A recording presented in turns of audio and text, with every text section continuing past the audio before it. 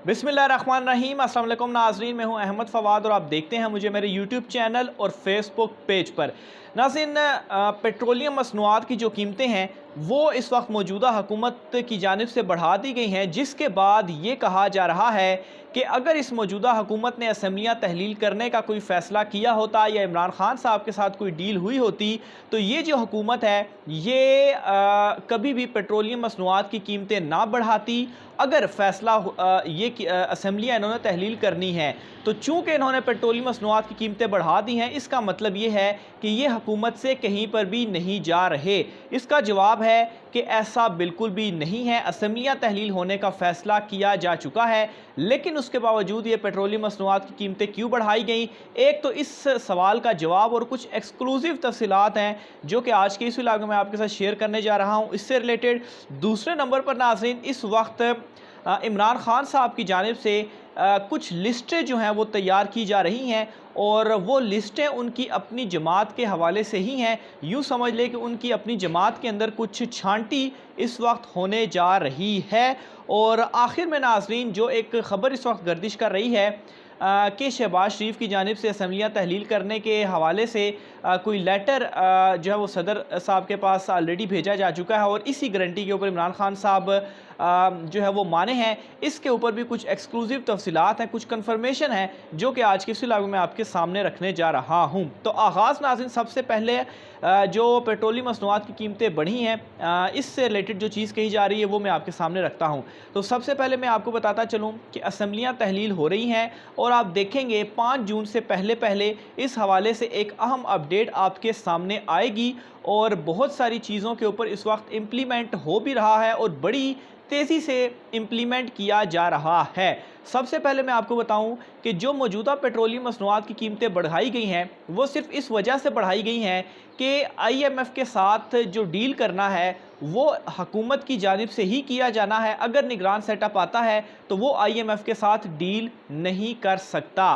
तो ये एक चीज़ आप जहन में रखें, ये कीमतें बढ़ाई गई हैं ताकि IMF की डील ली जाए और जो कर्ज़ है वो पाकिस्तान में आए। लेकिन यहाँ पर ये बात भी जहन में रखें कि जो अगला बजट है जो कि जून में पेश किया जाएगा वो इस मौजूदा हुकूमत की जानिब से नहीं किया जाएगा। और ये जो अभी सिर्फ 30 रुपये बढ़ाया गया है, सिर्फ इस वजह से सिर्फ का लफ्ज़ मैं इस वजह से इस्तेमाल कर रहा हूँ, हालांकि 30 रुपये बड़ी अमाउंट है पर लीटर के ऊपर, क्योंकि ये 30 रुपये भी आप यूँ समझिए कि कम बढ़ाया गया है। आप देखेंगे कि जब अगला बजट पेश होगा और निगरान सेटअप आएगा, यही पेट्रोलियम की जो प्राइस हैं वो कोई 225 के करीब आप देखेंगे वो पहुँचेंगी और पेट्रोल की प्राइस मज़ीद बढ़ाई जाएगी।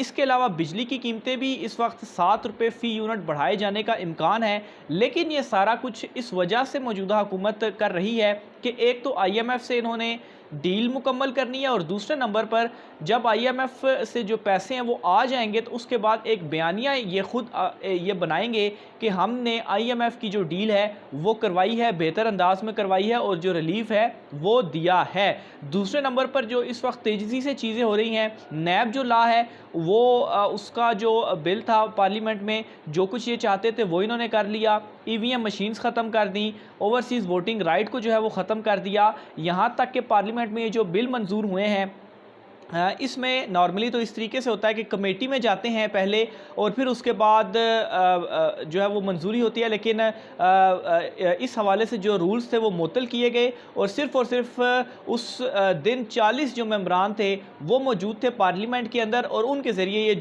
जो बिल्स थे वो मंजूर करवाए गए। तो और एक ही दिन के अंदर ये सारी चीज़ें हुई। ये तमाम तर इशारे इस चीज़ों के हैं कि जो एक 6 दिनों का अल्टीमेटम है उसी की दबाव की वजह से ही ये जो सारी चीज़ें हैं वो जल्दी से की जा रही हैं। फिर इसके अलावा जो एक सबसे अहम मामला था चेयरमैन नैब जो है वो जो 2 जून की तारीख आ रही है, खैर मैं तो 5 जून से पहले का आपको कह रहा हूँ, जो 2 जून की तारीख आ रही है वो चेयरमैन नैब से रिलेटेड है क्योंकि चेयरमैन नैब जो हैं मौजूदा वो 2 जून को चले जाएंगे और उनकी जगह पर नए चेयरमैन नैब आएंगे। तो ये भी जो मौजूदा इम्पोर्टेड हुकूमत है इन्होंने लगाने हैं, और ये एक फ़ाइनल स्टेप होगा इनकी जानिब से जो कि उठाया जाएगा। और चेयरमैन नैब के हवाले से इस वक्त जो मामलात हैं वो तय हो चुके हैं। बल्कि मैं आपको नाम भी बताता चलूँ, इतलात के मुताबिक फ़वाद हसन फ़वाद जो हैं इनको नया चेयरमैन नैब लगाए जाने का इम्कान है। इनका जो नाम है वो इस वक्त गर्दिश कर रहा है।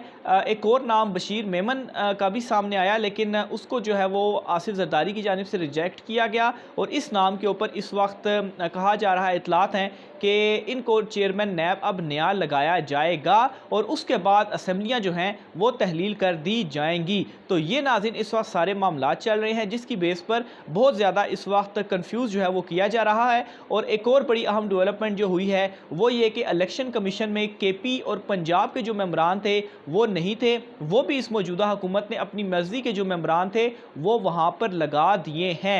यानी कि वो तमाम तर चीज़ें जो एक इनकी डिमांड भी समझ लें, आसिफ जरदारी ख़ास तौर पर चेयरमैन नैब और नैब के हवाले से और वोटिंग के हवाले से, इंतखाबी इस्लाहात के हवाले से वो अड़े हुए थे, तो वो तमाम तर चीज़ें भी इस वक्त मुकम्मल हो चुकी हैं। और दूसरे नंबर पर नाज़रीन मैं आपको ये भी एक अहम चीज़ यहाँ पर बताता चलूँ कि इस ख़बर के हवाले से एक और दावा भी सामने आया है।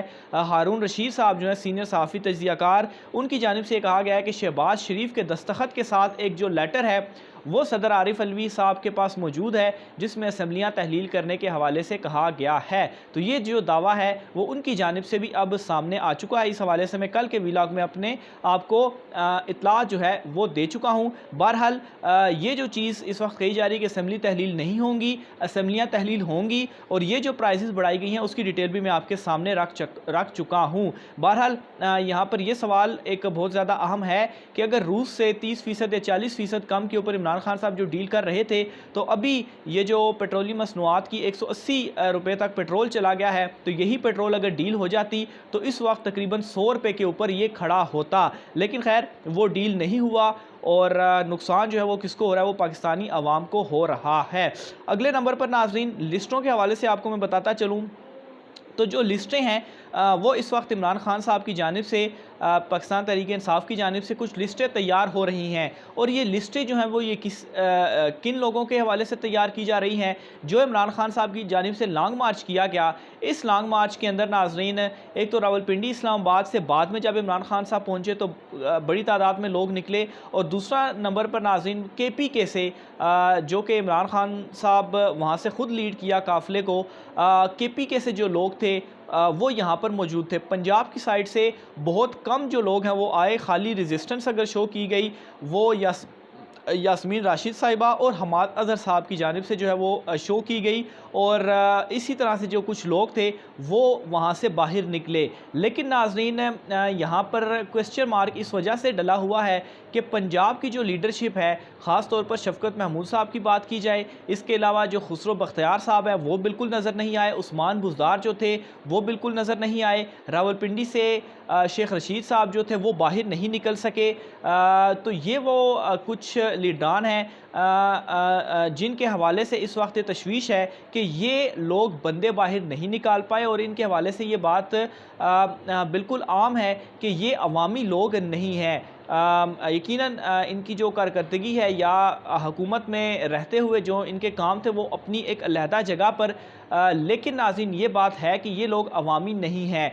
तो यहाँ पर बहुत ज़्यादा इस वक्त क्रिटिसिज्म भी हो रहा है और क्वेश्चंस भी उठाए जा रहे हैं कि इमरान खान साहब को जो अपनी यहाँ की क़यादत है उसको तब्दील करना चाहिए और इनकी जगह पर ऐसे लोगों को लाना चाहिए, ख़ास तौर पर खुसरो बख्तियार हो गए या शफ़कत महमूद साहब हो गए जो इनको पंजाब दिया गया है। पंजाब सबसे बड़ा सूबा है, यहाँ पर ऐसे लोग होने चाहिए जो कि एक्टिव हैं, मुतहरिक हैं और वो लोगों को बाहर निकाल सकते हैं।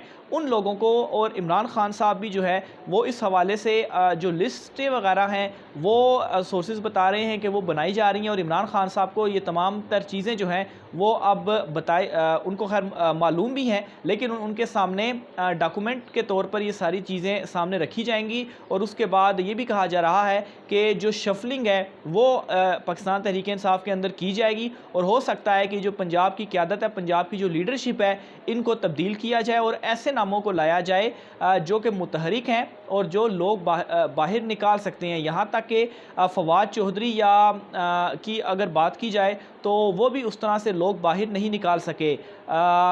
उनके हवाले से भी चीज़ें हैं, लेकिन खैर फवाद चौधरी हो गए, फ़रूख हबीब हो गए, इन्होंने अपने लेवल के ऊपर जो एक रेजिस्टेंस है वो शो की है। यहाँ तक कि उमर अयूब साहब के हवाले से आपको बताऊँ तो वो बिल्कुल फ्रंट लाइन पर रहे। उनकी फुटेजेस भी कुछ इस वक्त गर्दिश कर रही हैं, जिनमें दिखाया गया है कि वो किस कदर जो थे वो ज़ख्मी थे, लेकिन जो रेजिस्टेंस थी वो शो की गई। यहाँ तक कि हमाद अज़हर और यास्मीन राशिद साहिबा जो हैं, इनके हवाले से इस वक्त काफ़ी इनको अप्रिशिएट भी किया जा रहा है कि असल में इन यास्मीन राशिद साहिबा की जानिब से ख़ातून होने के बावजूद जिस तरह से वो फ्रंट फुट पर रहीं, और हमाद अज़हर साहब जो थे वो भी फ्रंट फुट के ऊपर रहे। तो बहरहाल ये इस वक्त जो तमाम तर मामलात हैं वो चल रहे हैं। राय का इज़हार कमेंट बॉक्स में कीजिएगा। मज़ीद तफ़सीलात भी आप नाज़रीन के साथ शेयर करता रहूँगा। आज की वीडियो से इतना ही, मुझे इजाज़त दीजिए। अल्लाह हाफ़िज़।